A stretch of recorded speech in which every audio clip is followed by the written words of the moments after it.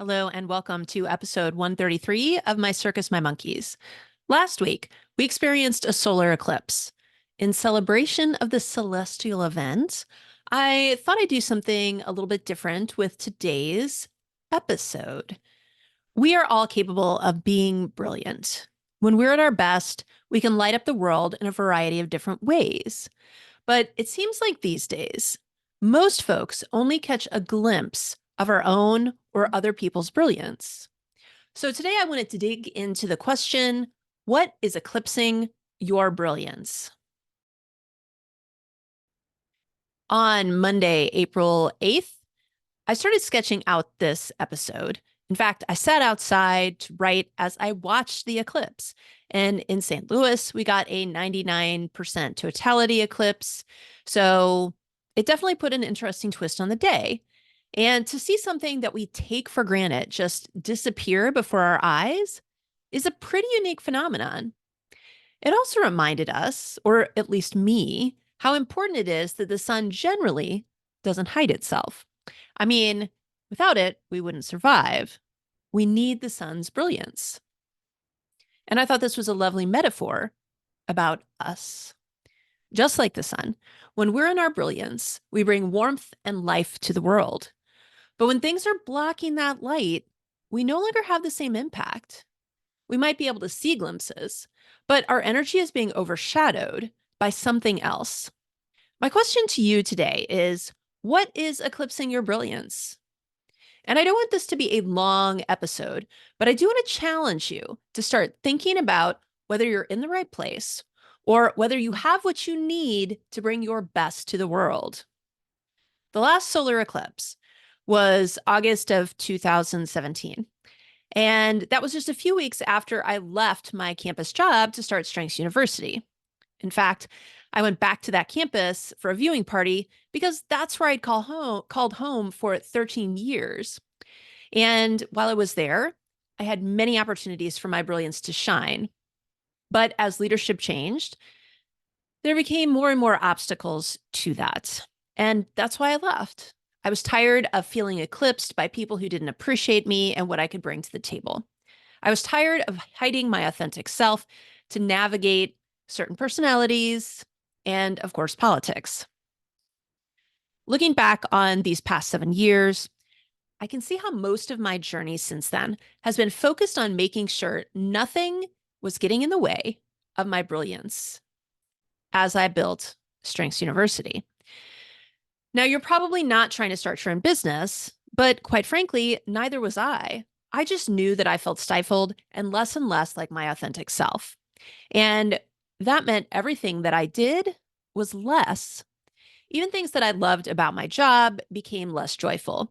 And as I've mentioned in previous episodes, I would describe myself as being actively disengaged by the time I left campus. My light in the world was simply not as bright because of the environment I was in and my ability to navigate that environment. So I'll ask you, what might be getting in the way of you being your authentic self? What is eclipsing your brilliance? Now, that may seem obvious. As I was asking that question, maybe something popped right into your head.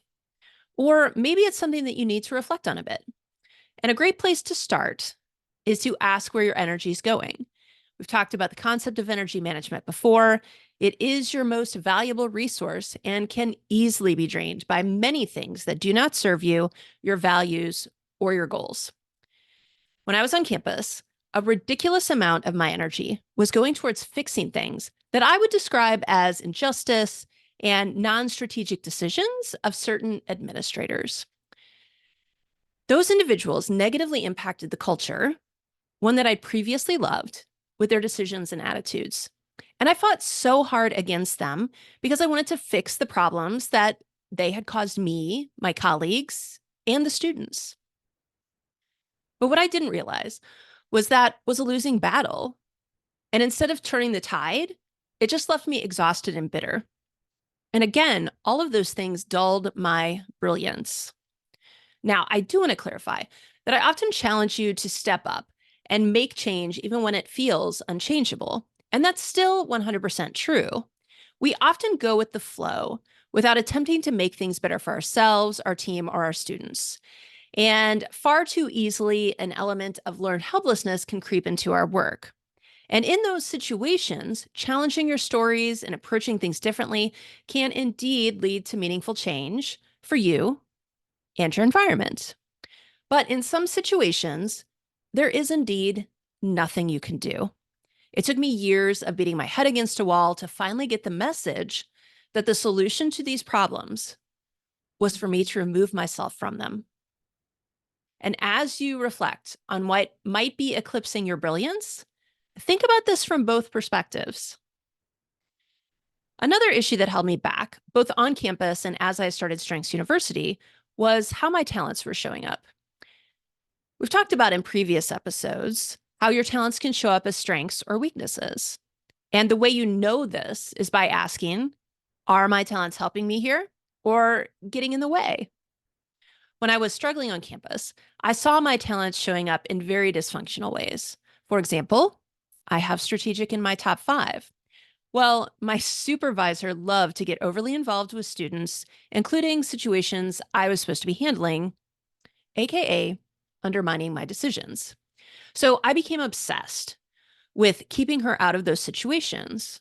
Whenever a student came in with an issue, my strategic would go on hyperdrive to try and figure out how to address the issue, but avoid the nonsense of my supervisor. And sometimes I'd go talk out my plan with coworkers, such as Alicia. And I vividly remember her just looking at me with this look of, what is wrong with you? And she tried to explain a more rational approach, but I was just so stuck in fight or flight that I couldn't see it. And we'll talk more about the impact of stress in a bit. But back to talents. When I was focusing on building Strengths University after I left campus, my brain was overwhelmed by the change from being on campus to starting my own business. My talents kept showing up in ways that would help me in the environment that I'd been in for almost 20 years, working on campus in student affairs. And I slowly had to retrain them to show up in ways that would help me build a business instead of supporting students on campus. So, whether you want to stay where you are, look for another job on campus, or do an awesome solo adventure, how your talents show up every day matters. You can easily get in your own way by the things that come most easily to you. And that's why understanding your talents and how they show up can be so crucial. So when I asked, what is eclipsing your brilliance?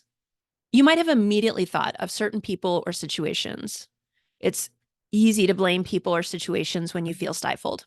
And to a certain degree, that can be right. For me, I was dealing with a supervisor and administrators who negatively impacted outcomes and the overall culture of the institution. And at the time, I thought they were the only things holding me back. I mean, things seemed to be going pretty well until they got there. I did my role well. I created new opportunities for my team and students to grow and develop. And plus, I had a pretty good time doing it, surrounded by wonderful colleagues. So in my head, if it weren't for those folks coming in and ruining things, I might still be there today. But looking back now, there were plenty of things that got in my way of better navigating that environment more effectively. I had stories about myself, work, and higher ed that compelled me to put my energy into pushing back and trying to fix problems that I saw as stemming from them. Instead of looking for a job or thinking about my options outside the institution, I doubled down on trying to change the unchangeable. And even if those individuals hadn't come to campus, I think leaving allowed me to shine even brighter. Being content there was actually getting in the way of being my best self. And when I look at what I've accomplished personally and professionally since I've left, I see that I had more to give of myself and to the world. Sometimes we need to be in a place that's comfortable and stable. That is totally legit for so many reasons. But that comfort can also mean we stay there too long. Now, promised we'd talk about stress earlier, so here we go.